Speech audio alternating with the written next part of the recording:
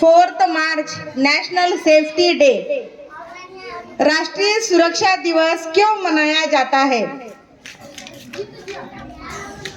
आपला भारत सुरक्षित राहण्यासाठी वैयक्तिक, राष्ट्रीय हा सुरक्षा दिवस का साजरा केला जातो?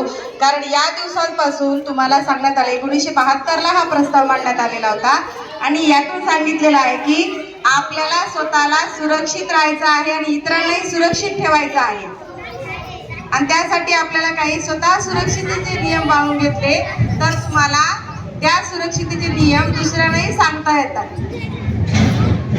लक्षात आलं का? हा, त्यामुळं येत्या 6वीच्या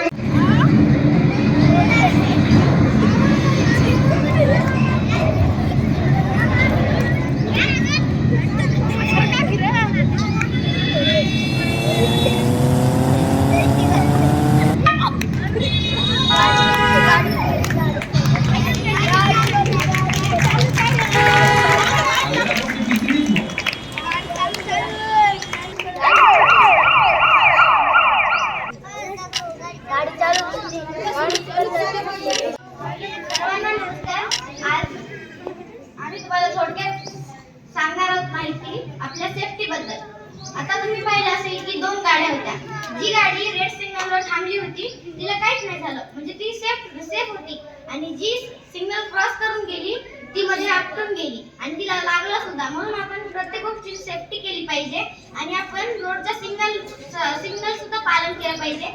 जर रेड सिग्नल आला तर आपण थांबलं पाहिजे आणि हिरवा सिग्नल आला तरच आपण जायला पाहिजे आणि पिवळा सिग्नल आला तर आपण इकडे तिकडे नीट लक्ष ठेवलं पाहिजे। धन्यवाद।